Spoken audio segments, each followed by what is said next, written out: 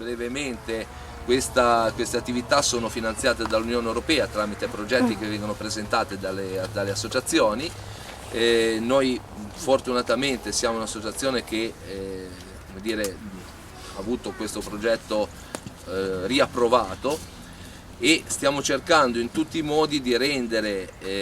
come dire, di fare evolvere un brutto termine, perché poi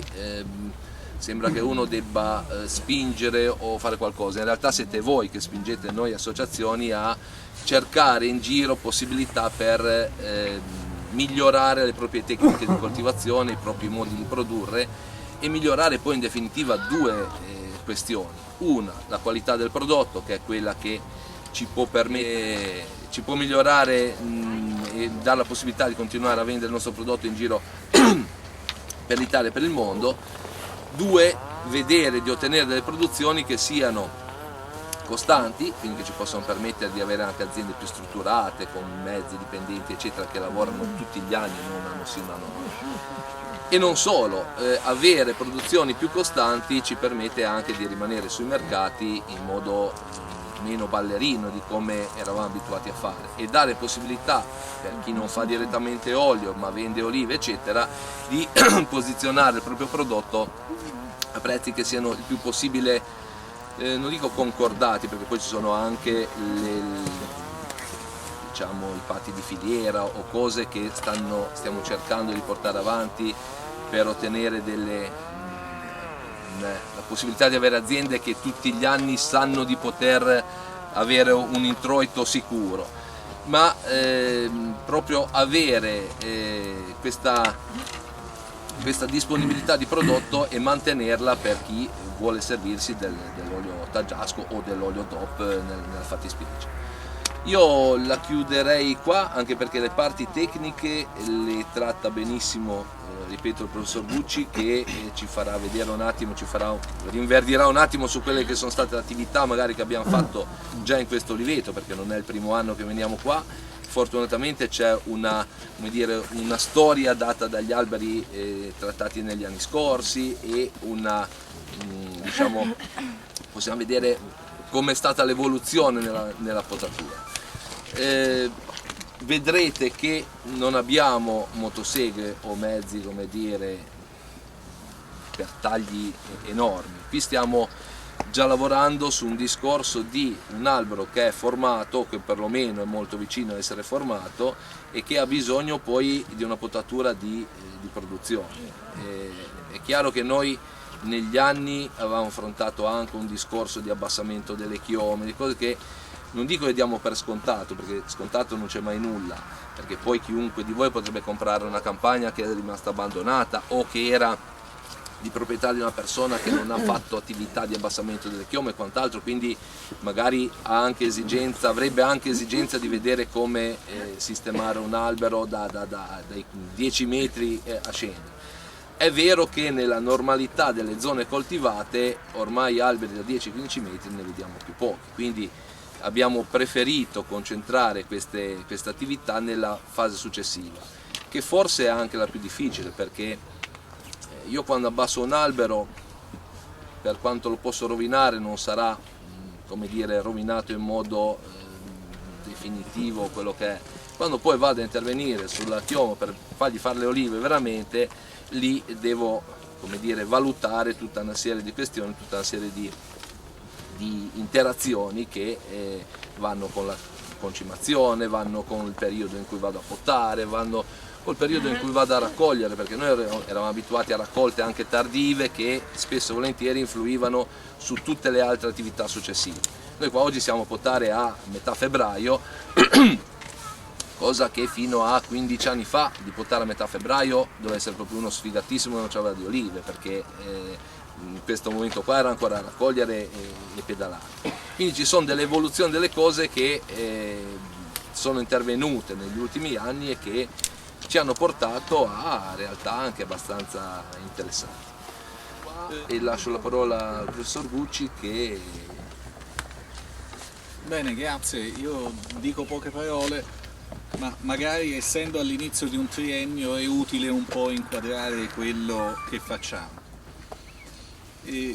non soltanto in Liguria, ma in tutte le regioni italiane, quando andiamo ad esaminare le criticità dell'olivicoltura, quella della potatura è un'esigenza in cui si ottiene l'unanimità dei consensi, perché anche nelle situazioni più marginali, cioè quelle dove l'olivo è in sussistenza, vuol dire pochi investimenti, assenza di concimazione, quindi aziende magari che producono soltanto per autoconsumo, la fase di raccolta ovviamente e di potatura sono i due momenti con cui bisogna confrontarsi. Quindi il motivo, e lo ha detto anche il Presidente Anselmi, il motivo di incontrarsi, affrontare il tema della potatura nasce da una vera esigenza della cultura e di chi vi si dedica. Nel caso della Liguria, non soltanto del Ponente, potatura nel 90-95% dei casi significa riforma dell'olivo. Perché? Perché ci troviamo di fronte ad alberi piantati in epoche in cui il contesto era completamente diverso, oggi troppo alti per poter essere gestiti nella potatura, nella difesa, nella raccolta, cioè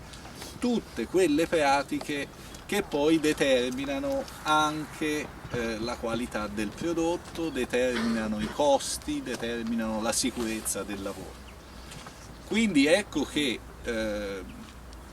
quando si parla di potatura in Liguria, e per questo motivo abbiamo iniziato in questa azienda 4 anni fa, all'inizio dello scorso triennio di attività, si è ritenuto di dedicarsi alla potatura di riforma, cioè come ricostruire una chioma che sia più rispondente alle esigenze attuali da alberi che però hanno ancora una buona impostazione del tronco, dell'apparato radicale e che in ogni caso, essendo presenti su terrazzamenti, come avviene nel 90-95% delle aziende liguri, non sono facilmente o assolutamente modificabili in quella che è la disposizione delle piante. Quindi dobbiamo convivere con quello che è la disposizione, l'assetto dell'oliveto di partenza. Del resto non possiamo negare che in una regione come la Liguria, ma anche in tanti altri areali italiani, l'olivo non ha soltanto un valore produttivo, ha un valore di paesaggio, di immagine, di ambiente. Quindi pensare di modificare completamente il territorio olivicolo non solo presuppone delle opere che probabilmente sono confrontabili col ponte sullo stretto di Messina, ma anche avrebbe un impatto molto molto forte e non è detto che si farebbero le cose con dei miglioramenti veri.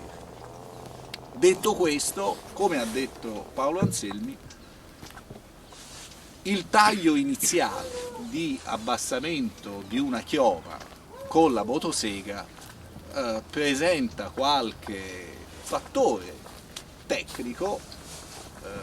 evitare di tagliarsi una mano, per esempio, l'altezza a cui si decide di tagliare così, ma di per sé, appunto, se uno non si fa male, diciamo che tutti sono in grado di farlo senza necessità di seguire giornate dimostrative, concorsi di potatura. Il bello viene dopo, perché nel riformare una chioma dobbiamo avere ben chiari alcuni concetti. Il tentativo che io faccio in occasioni come queste, che vengono ripetute negli anni presso la stessa azienda, e al proposito vi segnalo che sempre con l'ALO ci sarà un'ulteriore giornata dimostrativa dedicata alla potatura di ricostituzione il prossimo 22 febbraio a Lavagna, a Cavi di Lavagna, in provincia di Genova, dove avevamo iniziato un'esperienza simile a quella che vedete qui nel triennio ancora precedente. Quindi ha già fatto 7 anni di interventi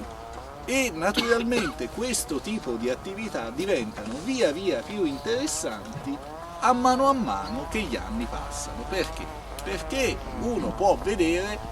gli interventi da fare su una pianta tagliata l'anno prima, 2 anni prima, 3 anni prima, quindi segue un po' tutta la strada che porta da quel taglio iniziale drastico fino all'entrata in produzione e la successiva potatura di produzione, che sono poi i momenti veramente più difficili dove bisogna avere. Detto questo, perché oggi non siamo qui tanto per chiacchierare, vi dico 2 cose soltanto. Uno riguarda un po' il criterio con cui io ho imposto queste giornate e in generale un po' tutta l'attività di potatura. Ci sono molti modi di eseguire la potatura, si può puntare a diverse forme di allevamento, ma io dico che oggi, e lo dico da 15-18 anni, dobbiamo basarci in ogni caso sull'economia di gestione. Quindi quanto io vi racconto e cerco di enfatizzare, fatto salvo che si devono avere delle basi, dei criteri generali per capire i tipi di ramo, come rispondono a seconda delle situazioni, sono orientate a far sì che si perda il meno tempo possibile nella gestione della chioma, nella riforma della chioma. Questo è indispensabile sottolinearlo una volta di più. Naturalmente chi è già venuto a questi incontri mi avrà sentito dire queste cose, quindi io tutti gli anni quando parlo con loro, con i tecnici, così dico ma alla fine non verrà più nessuno, perché dice viene sempre lui, dice sempre le stesse cose, non è che poi e io non è che cambio da un anno all'altro, però è importante capire che quello che cerco di spiegare è basato su un'economia che nel caso di aziende produttive significa anche contenimento dei costi, perché la potatura è una spesa non indifferente. Nel caso di aziende di dilettanti, hobbistiche, cioè di chi fa altri lavori e tutto, in ogni caso fare le cose rapidamente significa magari mantenere la propria vita familiare quasi inalterata o poter dedicare il tempo in più ad altri aspetti di cura dell'oliveto. Quindi viviamo in una società in cui il tempo vale molto di più di tante altre cose. Pertanto ecco che i concetti che vi do e l'enfasi è quella di cercare di fare le cose essenziali rapide. Ve lo sottolineo perché se no ci sarà sempre chi dice ma guarda lì poteva tagliare 2 rami in più, ma guarda che quella punta non è proprio perfetta. È verissimo, ma sappiamo anche che ci sono alcuni interventi indispensabili che bisogna fare in un certo momento e fatti in quel modo, altri rinviabili, quindi anche quando andremo sugli alberi a eseguire manualmente il lavoro, io ritornerò su questo concetto. Il secondo punto che voglio sottolineare è il fatto che una volta ricostituite le chiome, fatte rientrare in produzione nel più breve tempo possibile, io devo cercare di avere una forma che sia il più possibile equilibrata, quindi il mantenimento e la fase successiva della produzione. Ultima cosa, quando facciamo questi incontri, ormai vedo alcuni volti piuttosto noti perché ci incontriamo almeno una volta all'anno, non sono conferenze o non è il cinema, io dico, cioè siamo qui per cercare di spiegarci, di capire di cose, quindi interrompetemi, fate domande, questo fa parte proprio dell'obiettivo di giornate come queste. Così parlo un po' meno io, magari, vediamola in questi termini qui. No, è molto importante che i dubbi, ciò anche che sembra magari contraddirmi così, è tutto bene accetto per cercare di arrivare a un risultato che è quello poi di affrancarsi, cioè di riuscire ad eseguire per conto vostro queste operazioni e avere un quadro così. È innegabile che negli anni le conoscenze che prima venivano tramandate in tutti i territori in materia di potature sono andate perdute o quasi. Per cui ci troviamo di fronte a una necessità di formazione in tutta Italia, non soltanto qui, di avere, prima c'erano anche opportunità di lavoro, oggi forse come opportunità di lavoro specializzato, il lavoro in campagna non attira più tanto né giovani né persone di mezza età, però avere quel grado di conoscenze aiuta, perché poi sappiamo benissimo che in moltissime realtà ognuno deve seguire più cose e quindi se ha un appezzamento e conosce come operare, questo gli consente di mandarlo avanti e mantenere quel lembo, quel pezzettino, e facendo tutti così poi si ottengono i risultati a livello di territorio. Io direi, se non ci sono particolari domande, di iniziare a spostarsi sugli alberi. Qui già nel passato seguivamo un percorso per cui ci sono un paio di alberi lungo la strada dove c'è anche un po' di largo dove mettersi tutti quanti. Questo albero qui abbiamo dedicato molto tempo, come sempre poi vale la casistica, quindi è bene